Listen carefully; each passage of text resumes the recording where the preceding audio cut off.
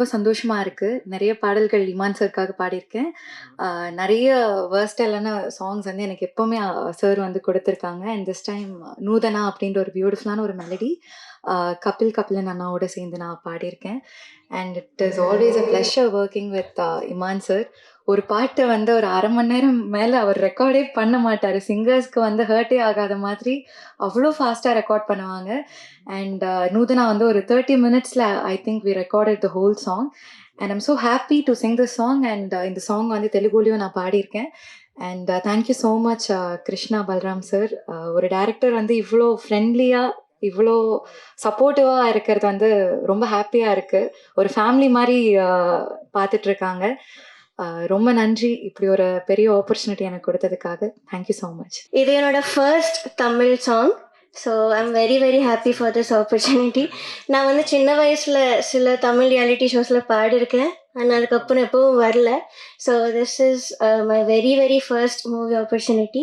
So thank you sir, thank you so much for believing in me. Krishna first படம்ன்றாங்க, but அவர் நிறைய படம் பண்ணியிருக்காரு, வெளியே தெரியாது, பின்னாடி இருந்து ஒர்க் பண்ணியிருக்காரு. ஆக்சுவலாக ஃபஸ்ட்டு நான் படம் பண்ணுறதுக்கு ப்ரொடியூஸ் பண்ணுறதுக்கு எனக்கு ஹெல்ப் பண்ணது கிருஷ்ணா தான். நிறைய சப்போர்ட் பண்ணியிருக்காரு இன்னைக்கு வரைக்கும். ஸோ இன்னைக்கு அதுதான் நான் ஒர்க் பண்ணிகிட்ருக்கேன். இந்த படம் நான் ஃபஸ்ட்டே பார்த்துட்டேன். ரொம்ப நல்ல படம், ரொம்ப நல்லா வந்திருக்கு. எஸ்பெஷலி எடிட்டிங் எனக்கு ரொம்ப பிடிச்சிருந்தது சாபு சார். நான் தேட்டரில் என்னோட இதில் பார்க்கும்போது இவ்வளோ எஃபெக்ட்ஸ் இல்லை, பட் இன்னைக்கு இமான் சாரோட மியூசிக்கோட அந்த சவுண்ட் எஃபெக்ட்ஸோட மிக்சிங்கோட பார்க்குறப்ப இது வேறு லெவலில் இருக்குது. ஸோ படம் மிகப்பெரிய வெற்றி அடைய கடவுளை வேண்டிக்கிறேன். Thank you so much. இப்போ நான் அங்கே உட்காந்துருந்தப்போ பக்கத்தில் ஹீரோயின் ரைட் சைடு உட்காந்துருந்தாங்க, லெஃப்டில் இவங்க வந்து உட்காரத்துக்கு வந்தாங்க.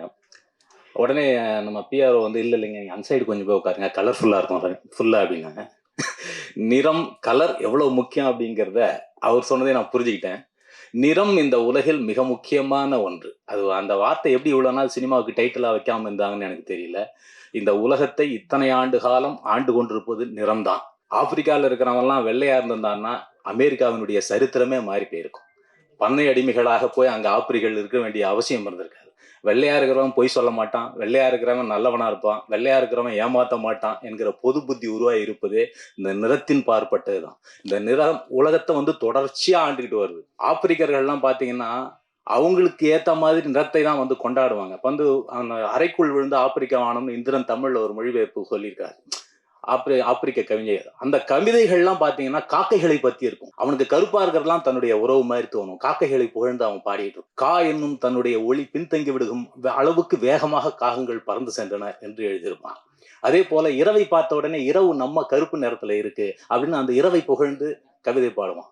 ஒரு குழந்தை ஊதா நிற மையை எங்கோ ஊற்றி விட்டது, அதை விடியல் என்னும் தாய் மெல்ல மெல்ல துடைத்து கொண்டு போகிறாள் என்று ஒரு கவிஞன் எழுதியிருப்பான். அப்படி அந்த கருப்பை பற்றியும் அவர்களின் நிறத்தை பற்றியும் கொண்டாடுகிற விஷயத்தை நாம பார்க்கிறோம். நிறம்ங்கிறது அவ்வளவு முக்கியமான ஒன்று. இன்னைக்கு இந்த படத்துல கூட பாத்தீங்கன்னா நிறம் நிரந்தரம் இல்லா நிறம் நெஞ்சின் நிறம் என்று பாவிஜய் எழுதியிருக்கிறாரு. ரொம்ப பிரமாதமா இருந்தது அந்த பாட்டு.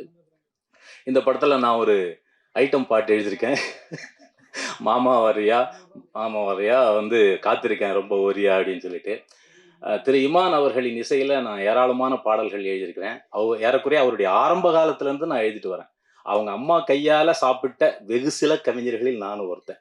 பெரம்பூர் பேரக்ஸ் ரோட்ல அவருடைய வீடு இருந்த காலத்துல இருந்து அவங்க வீட்டுக்கு போய் நான் சாப்பிட்ருக்கேன். அவங்க அம்மா பாசமா என்னையும் ஒரு பிள்ளை மாதிரி பார்த்திருக்கிறார்கள். அப்படி இமான் அவர்களோட நான் தொடர்ந்து பயணித்து வருகிறேன். அவரோட ஐட்டம் சாங்னாலும் சரி, ஜிங்கனமணி எப்ப மாமா ட்ரீட்டு, மதுராஜ் எல்லாம் மச்சானாண்டி, அப்படி தொடர்ச்சியா அவரோட எங்க மாமா வாரியா மாதிரி மெல்லிசை பாடல் இருந்தாலும் விழிகளில் இனியவளே,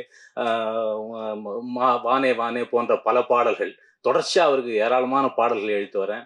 இமான் அவர்களோடு பணியாற்றுவது அவ்வளவு அற்புதமான அனுபவங்க. சிங்கர் கூட சொல்லும்போது சொன்னாங்க, ஒரு அரை மணி நேரத்துல அவங்கள பாட வச்சு அனுப்பிச்சிருவாரு அப்படின்னு. லிரிசிஸ்டுக்கும் அப்படிதான், ஒரு சாய்ஸ்க்கு மேல வேணாம்பார். சார் ஒரு பல்லவி ஒரு சரணம் போதும் சார், அதுக்கு மேலே நீங்கள் எழுத வேணாம்பார். நாங்கள் வந்து அதிகமாக ஆப்ஷன் கொடுத்து அதில் 2-3 திருத்தி மாற்றி அந்த மாதிரிலாம் இல்லாமல் வெகுளிதாக உங்களுக்கு பிடிச்ச ஒரு சரணம் ஒரு பல்லவி மட்டும் கொடுங்க அப்படிம்பாரு. அதை மட்டும் கொடுப்போம், அதை ரெக்கார்ட் பண்ணவரை அந்த பாட்டு ரெக்கார்ட் பண்ணோம். அது மாதிரி ரொம்ப அற்புதமான ஒரு இசையமைப்பாளர் திரு இமான் அவர்கள். அவரோட பணியாற்றியது ரொம்ப அற்புதமான அனுபவம். அதே மாதிரி பல்ராம் கிருஷ்ணா அவருடைய இந்த ட்ரெய்லரை பார்த்தவொடனே நான் மறந்து போயிட்டேன். ரொம்ப சூப்பராக இருந்துச்சு சார். நான் இமான் சார்கிட்ட சொன்னேன், அவ்வளோ அழகான எடிட்டிங்கு. சாபு சார் ரொம்ப பிரமாதமான எடிட்டிங்கு. அவர் பார்க்குறதுக்கே வந்து ஒரு மெச்சூர் டைரக்டர் பண்ணுற ஒரு படத்துக்கான அத்தனை அறிவுரைகளும் கொண்ட ஒரு படமாக அந்த ட்ரெய்லரே நமக்கு வந்து தெளிவுபடுத்தியதை பார்க்கிறேன். இன்னொன்று பார்த்தீங்கன்னா அவருடைய மொழியும் நல்ல தென்னிந்திய தமிழ் அவருக்கு வருது. நிறைய ஸ்ரீலங்கன் தமிழ்ஸ் ஆக்டர்ஸ்லாம் பார்த்தீங்கன்னா நல்லா இருப்பாங்க. ஆனால் அவங்களால இந்திய தமிழை பேச முடியாது, கொஞ்சம் அந்நியப்பட்டு இருக்கிற மாதிரி தோணும். ஆனால் இந்திய தமிழை கற்றுட்டு பேசுறது அப்படிங்கிறது, இந்திய தமிழ் பேசுறதுங்கிறது இந்த மக்களோடு ஒன்றி போக வழிவகை செய்யும் அப்படின்னு பார்க்குறேன். அதில் முகேன் ரொம்ப சிறப்பாக வந்துட்டு இருக்காரு. அதே போல கதாநாயகி மற்றும் இங்கே இருக்கிற அனைத்து தொழில்நுட்ப கலைஞர்களுக்கும் எனது வாழ்த்துக்கள். நன்றி. I want to thanks to Nitin sir for having me here. It's amazing to be here.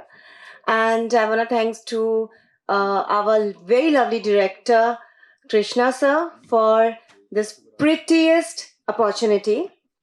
And also, thank you so much, Shankar Master, for this beautiful choreography. Because of you, this song is looking fab. And also, I want to congratulate to entire team of Neeram, because I know this film is gonna be super duper hit. So thank you so much. Nandri Varakkam.